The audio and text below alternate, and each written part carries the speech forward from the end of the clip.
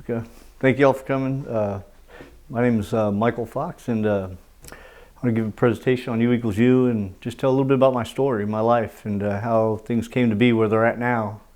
I've been HIV positive 27 years, and let me back up from there now. When I first, my earliest memories, I don't remember my parents ever being together, or my earliest memories were in the back of a car with my mom doing her thing in the bars, and living place to place, staying in tents, being held back in school, a lot of abuse, a lot of just different men figures in my life. I mean, I don't have no pictures in my head of my mom even there in any of the instances. I can't picture her head in my head, and I pretty much had to look out for my son, or my brother and my little brother. And so I think mechanisms and things were falling into place for my decision-making skills at that time, that they weren't going to be, I wasn't going to have the skills that I needed to do things in life. And all I'd ever known from then on was drugs and alcohol. It was pretty wild. I blocked out a lot of it. I mean, a lot of it I just don't remember. I was exposed to a lot of, it's not, I wasn't personally, but I've seen a lot of things that a kid shouldn't have seen, and anyway, so things started unfolding that way. And I was a pretty good kid, though. I think I was always, pretty nice kid. I tried to be polite, and I look out for my little brother. And I started smoking pot when I was 9 or 10 years old, and that was kind of, I guess, gave me relief. It gave me something, to do and just entertain my mind and stuff. And but life seemed normal, so I wasn't really looking for an escape really too much, because this seemed normal to me. This was my life. Anyway, I moved in with my dad when I was 10, and he had a regular job, and life got kind of normal from there. My dad and my stepmom, I had stepsisters, I had a bunch of stepmoms.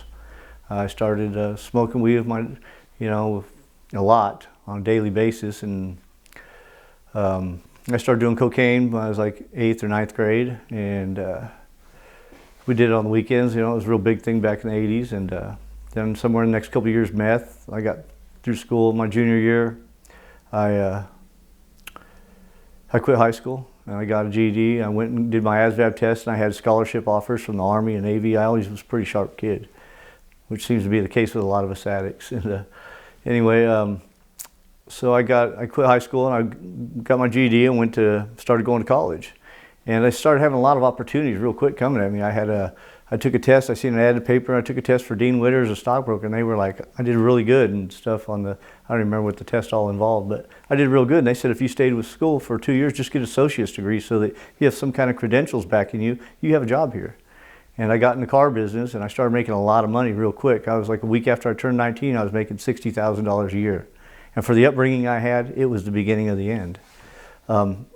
I just went off the deep end. I started getting into cocaine real bad. I did my first shot of heroin and cocaine when I was 18, and I liked it too much. So good thing I stayed away from that. It was a person I didn't even know that I did that with, so it wasn't, I was around that all the time, or else I probably would have been a junkie immediately. Anyway, I got into cocaine pretty bad, and I lost in drinking, and I lost my license in the car business and I lost my job. I was a service manager for a car dealership, and that was a lot of money. That was a lot of responsibility. That's a hard position to get to. You usually got to be a service advisor for 20 years before you become a service manager. And I just had, a way with people and stuff. And I had that job real quick. And anyway, so went off the deep end, lost my license and everything, and I couldn't work in the car business anymore. So I ended up getting fired, and I got hooked on crack cocaine real bad. I started trading everything I had bought with the money I made, and I had a stepsister that I stayed real close to, and I moved out here in '92. I had my last girlfriend in California before I moved out here. Her and I would split a shot of cocaine. We'd share it. She'd do half it. I'd do the other half. We didn't think about the things that you got to worry about now. HIV and all that, it was predominantly considered a gay disease. And so we didn't think we were even at risk. And, so anyway, we split up, and I moved out. I had a stepsister in California, or in Oklahoma. So I moved out here in '92, and I met my to-be wife the day I moved here.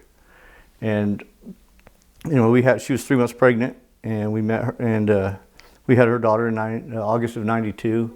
A year later, we had my son in August of '93. And I was drinking quite a bit, because I had basically switched addictions from cocaine to alcohol. I didn't have the skills to quit or anything. So anyway, I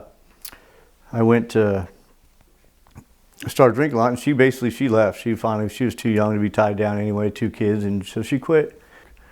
And February 5th, I mean, I got tested at the end of January, February 5th, 1994. At 4:05 p.m., I found out I was HIV positive. And it was the beginning of the end. I was devastated. My life was over. I mean, everything I ever wanted in life was a family and all that. And I wanted to live a different life than the way I was raised, you know. And I'd always hoped and I always struggled to try to maintain, you know, some kind of normalcy, but it was just too far in my addiction. I didn't have any of the tools or the decision-making skills that I needed to have. And so things were just steadily going downhill, and this was just the icing on the cake. My life, I stayed in a blackout drunk. Let me back up for a minute. My son, my first thought was I gave my son to my ex-wife, and I said, if he has HIV, if you guys have HIV, I'm killing myself. Because I kind of looked into it, and all babies died pretty much when they transitioned from their mother's immune system to their own. They pretty much all died a terrible death, and I was thinking, because of the decisions I made, my son's going to suffer, and I can't. I mean, as selfish as it is, I can't go through that. You know, I'm just not going to do it. I mean, I probably should, but I couldn't. I wasn't strong enough. So I was going to blow my brains out. And it wasn't something I was contemplating. I 100% had made that decision. And thank God they went and got tested, and all of them were negative. And I didn't understand it for years. I thought, oh, it's a miracle. I didn't understand, how could that be? And I didn't understand it for many years. Matter of fact, just till the past couple of years. So I stayed in a blackout drunk from that time for 4 years. I think I have a couple of memories of waking up in jail, counting on DUIs or something, and then I'd be right back out and just drunker. And I stayed in a blackout drunk, completely, 7 days a week, 365. And then in '98, I found meth again, and it was like it sobered me up. I thought I was functioning. I threw my whole life into it. I just started selling, and I started becoming bigger, just steadily progressing in my addiction and my sales ability, thinking I was doing something, and I really wasn't, but it was just my way of covering up, you know, everything else in my life. And it gave me something to focus on so that I didn't have to focus on dying and not being able to have a family. I was able to have girlfriends again because, you know, we were careful, but they were willing to take a chance because I had the dope sack, you know? I mean, that's just the reality of it. I was a dope dealer, and they were users, and that's how they would go about getting it. And so anyway, I threw my life in that. I started going to prison over and over and over, and even in prison, I think the longest I'd ever stayed sober was 60 days in A&R. And the second time I went in, I decided, I mean, I started being open about being positive. The first time I was terrified of anybody finding out. I'd be like, somebody'd say, what's those medication for? And I'd be like, well, I have a vitamin deficiency or something like that. And I was terrified of people finding out because of the stigmas and the way people treated, you know, people. And I mean, you think kids in school are cruel, you ought to try prison. They're idiots, you know, it's crazy. And so anyway, the second time I was in prison, I was doing a 10-year sentence, and I was like, I'm not going to do that this time. I'm not going to go through all that BS of having to worry about it. If somebody has a problem, I'll try and educate people, because I started learning a little bit about it, having lived with it for this long now. And everything all right? It's good. Okay. I do that checking. All right. It's a good thing he can edit all this. Anyway, where was I at? So the second time I went to prison, I had become a little bit educated. I had started taking different medications, and there was some promising hope that medications were going to start working around that time. And what happened was, when I was in prison, people would come through, me being the only person there that was open about my status, people would find out and they'd be terrified. And they're just coming into prison, they'd find out there's no counseling really in prison, and they're already, screwed up because they're going to prison. Then that on top of it, they were devastated. And they'd pull me aside and they'd be like, hey Fox, let me talk to you. I got something I'd holler at you about, but I need to keep it to yourself. And I would just tell them, hey, you just take your meds every day, and you'll be all right. You can live a good life, and it appears, and things are moving ahead, and science is coming along all the time, and things are developing, and that's the most important thing. Just take your medication at the same time, all the time. So anyway, the relief that would wash over them would just be, it was great. I mean, it would make me feel so good inside that I knew that was my calling then. I knew it. So unfortunately, I was too caught up in my addiction that I wasn't ready to change yet. And every single time I went to prison, I never had drug court. I never had one class. I think I had thinking for a change. Just next to nothing, no life skills. I mean, no classes or nothing to give you any tools whatsoever to change. And because they want to keep that door revolving, I guess. I don't understand it. But anyway, I got out February 16th, 2018, and 10 months later, I got busted again. And this time they weren't playing. It was the DEA came through my door December 12th, 2018. And for the first time ever in my life, I mean, it scared me. I mean, I was like, what the heck, you know, what's going on? And they put me in treatment. I went to community house for 12 weeks, first time I'd ever been in treatment. And it was, I had a hard time. I almost got kicked out of treatment because I wasn't conforming. At first I was still rebelling. I still thought I didn't have a problem. I didn't even notice really. It wasn't like, I don't know how to explain it. But so anyway, but I was about ready to get kicked out. And once I got kicked, it was going to get kicked out. I was like, oh, they're going to send me right back to jail. I ain't getting another chance on freedom. You know, it's going to go to sentencing, then prison, and that's it until it's done. So, and I didn't want that to happen. So I started thinking, well, how can I convince myself of a higher power? And I was like thinking, wow, maybe I couldn't have created a seed that makes all a tree grow by pouring water on it and creates all this wood. Just, you know, I mean, I could have never designed that. Something obviously is bigger than me. And now that I look back at it, there's lots of things bigger than me. My addiction was way bigger than me. So anyway, I just went with that for a while, and then I started going to church. I eventually started giving my life to God. And to me, what that meant was dedicating my life to Christ, for me, means doing the right thing every chance I get.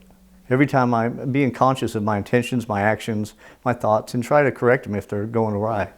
And I pray and ask for direction and use me for, you know, for His will and for, you know, not for me. Take me out of it. And I don't know why I'm so nervous if it takes me out of this. But anyway, so that's what I started doing. I started just trying to be the best person I could be all the time. And I consciously make the right, put in the effort I have to take the extra mile to do the right thing, even when it's harder, you know. And the blessings and just the things that have come into my life are like making me think, wow, how did I ever not see? Why couldn't I have done this a long time ago? You know, who knows where I'd be right now if I had started off, had the tools initially, you know, if so many things had been different. But then again, I think then I wouldn't be able to do this now if I hadn't lived just the way I was supposed to. You know, or everything hadn't gone just the way it went. Anyway, in 2017, the CDC came out with a campaign, U equals U, undetectable equals untransmittable. You want to pass these around or just hand it around?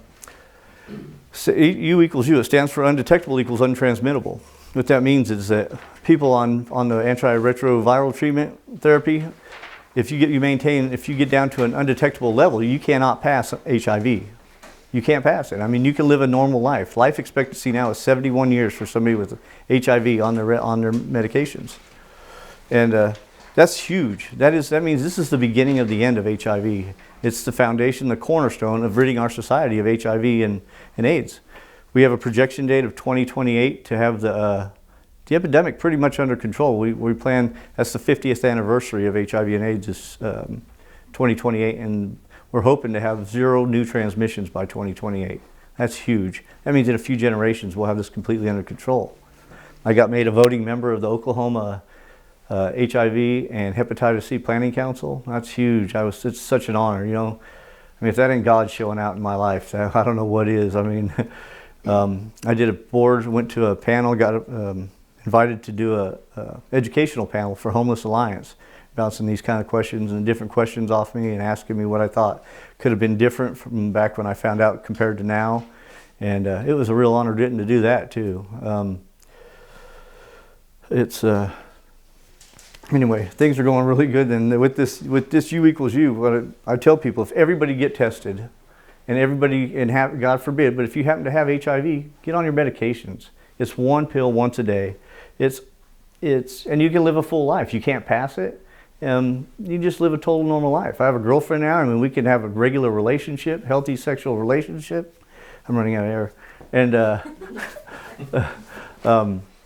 yeah, and it's amazing. It's like everything I always wanted and threw my life into dope and staying high and drunk. All those things that I was trying to cover up, those wounds I was trying to heal, I can now have now because of this campaign. And just, you know, it's huge. I'm really glad to have lived through the times that I did and caught it when I did to be able to do all this, go through all that. And it's almost like everything was designed and made to go just the way it's going so that I could do this. You know, and I'm still looking to go away. I'm looking to go away for, could be 15, 20 years. Sentencing's any time, but it's in God's hands. All I can do is do the best that I can. I mean, I could say that all I want. Still not easy sometimes. But anybody got any questions or anything? No? How do you think you got such good skills for communicating with people when you grew up in such a difficult situation? I don't know. It's got to be a God thing. I mean, I don't know. It's almost like everything was just designed. I kind of thought back about it and thought about it. It's like there's some contradictory things and I don't understand it all. It's like, did God let me get HIV, make me, be a drug addict, a junkie, all that just so I could learn this? I mean, but that doesn't make sense because it's kind of contradictory to certain religious beliefs. But my beliefs is, I heard somebody say the other day, is God good? I don't think it's good, it's bad, it just is. God is everything, He encompasses everything, and what you put in life is what you get out. I don't really know how to answer that question exactly. Like I said, I always tried to be a good kid. I was the kid that in school, all my friends were troublemakers, and it's on the weekends, their family would be like, oh, go over to Mike's for the weekend, It's like I was the good kid, and I never got in trouble or anything until I started getting DUIs, and even then I never was, I never had any felonies until I was 30-something years old. And then I got a whole bunch all of a sudden at once. And even in my addiction, I didn't commit other crimes. I always had a conscience. I always wanted to treat people. Even though I wasn't doing the wrong thing, like I used to tell my son, even though what I'm doing is wrong, there's a right way to handle and treat people in every situation. I had a gambling problem, and that kind of that overran a lot of things. That gambling problem made me a worse person than any of the drugs did. But thank God I got past that too. But let me see where I'm at here. I feel like I'm going. Yeah. Oh shit! Let me see. Yeah, sometimes I feel like now where my situation is kind of depressing. Sometimes when I think about it too deep, I feel like I'm fixing to go to prison. I could go for a long time.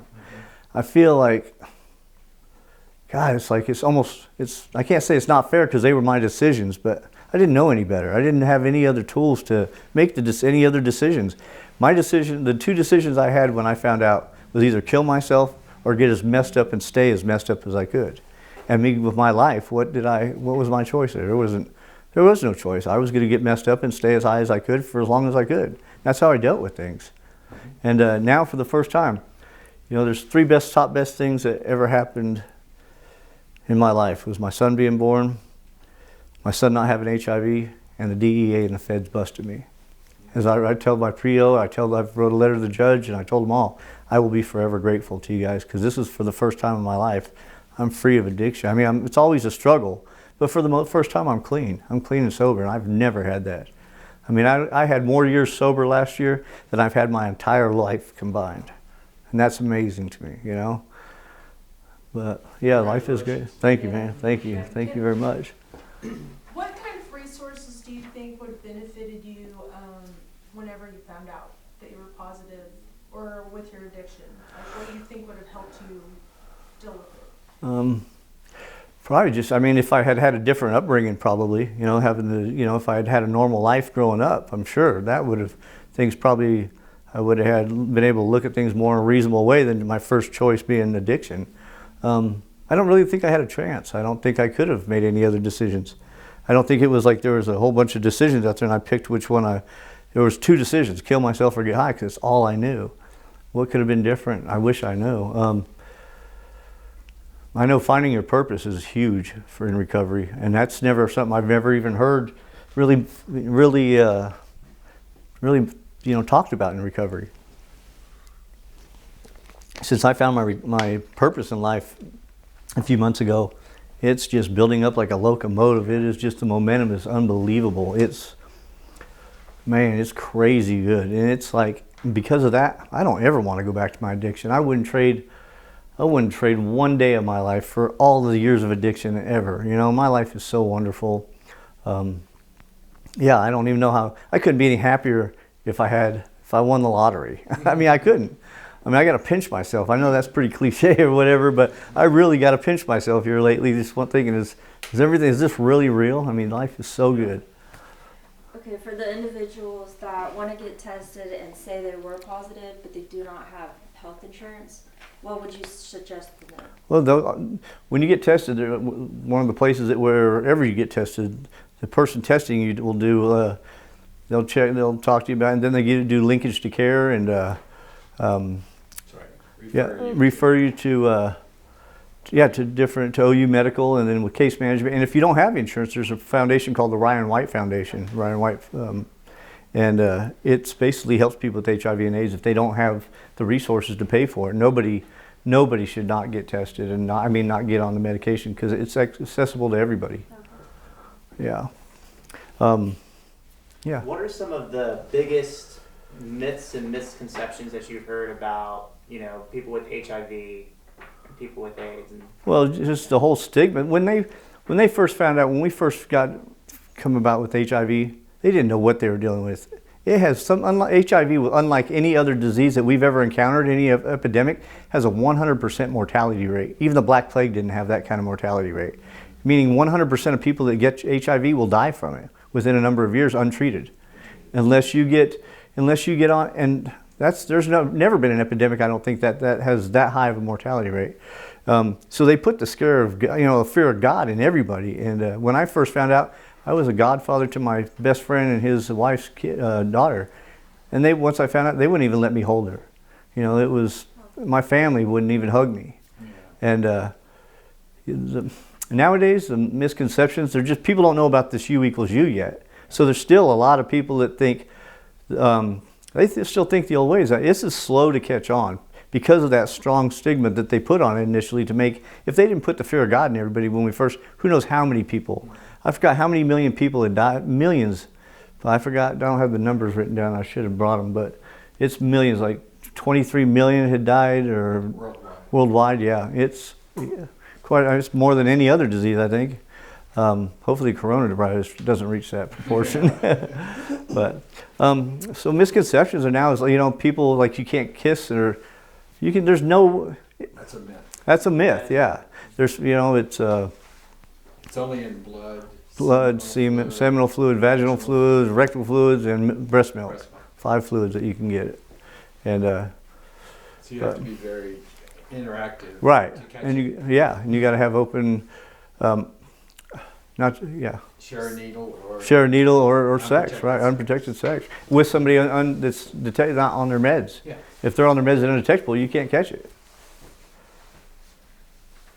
So do you feel that you have a way of reaching people because you actually have the disease? You have the medication and you've had a long period of taking it? And that you're able to reach people? Absolutely. I think that I can relate and I can empathize with people. And, and like I had a guy, I did a class at Care for Change a week and a half ago. And there were about 7, 8 people, and I was telling them my whole spiel. And one guy in there, he goes, "I'm HIV positive."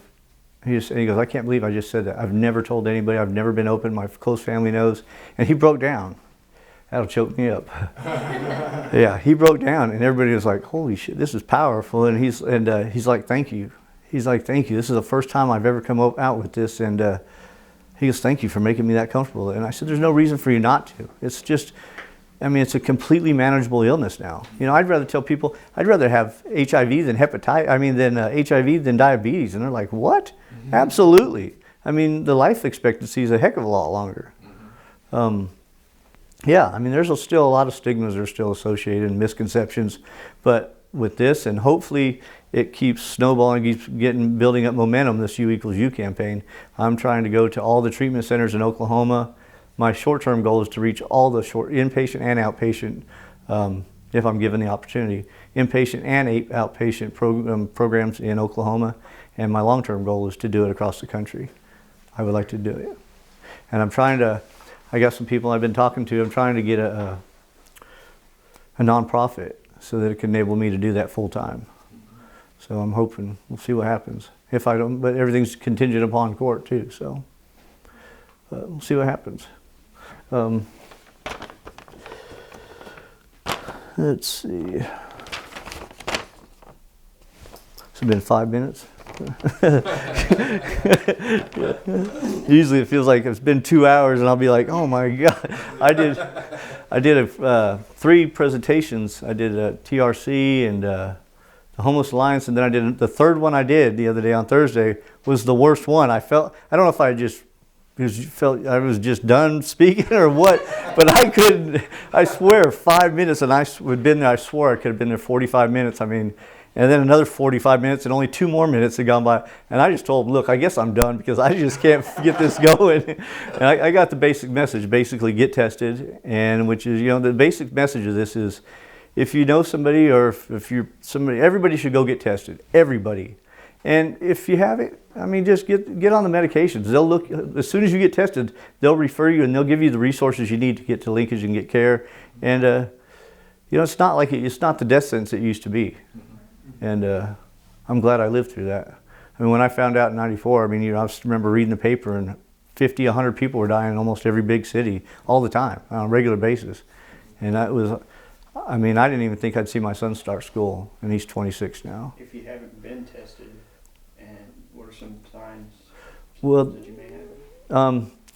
I remember when I found out. Okay, I guess I had. When you first get infected, you can go. Say you got infected today, you can go test for the next week, 2 weeks, usually within 30 days, but up to 90 days, you could test negative. But then at some point, you what they call seroconvert, and it does something in your system. And from that point on, you'll test positive if you are. But what happens is you get like a flu-like symptoms. I remember in '92 when I first had moved out here, because I'd only had it a short time when I moved out here, I guess. And I was working somewhere in Midwest City, and I couldn't walk. I had the flu, but yet my equilibrium was way off. I was like, what the hell's going on? And I had a high fever. I went to OU Medical, and they did all these tests. They said, can't figure out what it is. And they said, just some kind of virus. When I found out February 5th, 1994, they said, did you have any? And I remembered exactly to the date of when that seroconversion was, because it was that significant of an event. In your immune activity, it causes all these symptoms. Is that what it is? Yeah. Yeah, but it was, I knew without a doubt. I mean, I didn't have to think about it. I remember, boom, because that was such a weird illness. Who gets a fever? I know somebody else that when she was positive, she had leg cramps real bad. She couldn't walk, but she had like flu symptoms. So you get some kind of flu type illness generally, not always, and so I think I'm getting close to being done.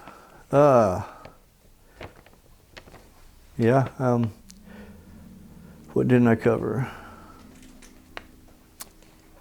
Well, basically now since I've been to treatment and all that, and I thank them so much for sending me to treatment.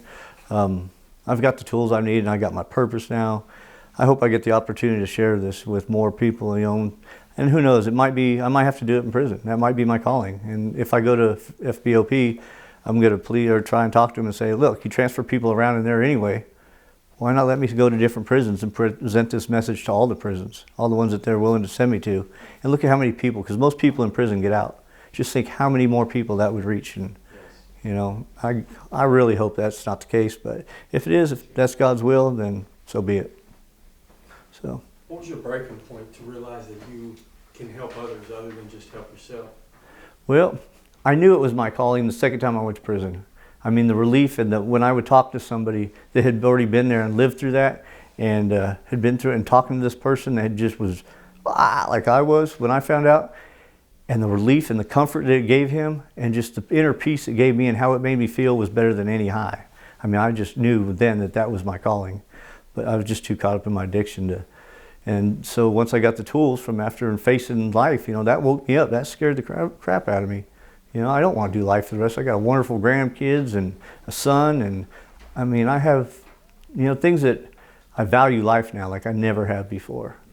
And so I think it's been building momentum, but getting the tools and treatment and all that, and being recovered in AA. I love AA. It's that's when things started. I realized I can help a fellow man with this. So it's been a process. It's just steadily. I think the initial realization that I wanted that this was my calling was in second time in prison, and then it really caught on after I got sober. So, but I appreciate y'all coming. Anybody got any other questions? Did I leave anything out, you think? I'd just like to say I've known Mike for a few months now. I work at the OU Infectious Diseases Clinic, and I'm HIV positive too. I've been positive for 34 years.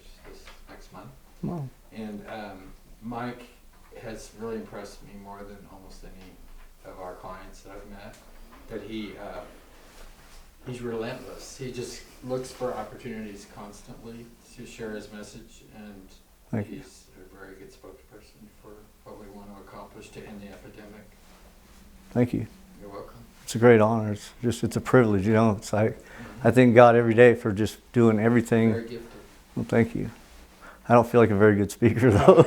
I really don't. We can It's like, yeah, it's worse doing it in front of people you know and care about than people you don't know. You know, I don't know. It's weird. But any other questions? I think that's about it. I guess that's it. Thank you, folks. Thank you, everybody. All right, bro. Thanks. Okay. Yeah. The other day I was asked a question during the presentation I was giving. I was asked about when or how could things have changed earlier on so that my life and facing what I'm facing wouldn't have got to the point where it's at. And I thought about it for a while, and the answer I think would be if I had had harsh enough consequences with an option of treatment 20 years ago, I don't think I would be, I'm confident that I wouldn't be where I'm at today in having just now started my recovery in this past year. I think I could have had, if I had had the tools earlier on in life, I could have been much further along than where I'm at now. You know, who knows for sure, but that's just something I wanted to address, and I wanted to say, yeah, had there been a 20-year sentence in lieu of me or in place of, or me finishing treatment and staying clean and sober, I know I would have stayed clean and sober at that time. But I just didn't have the resources nor the option, ever given the option of treatment till now. So thank you. That's all I wanted to add.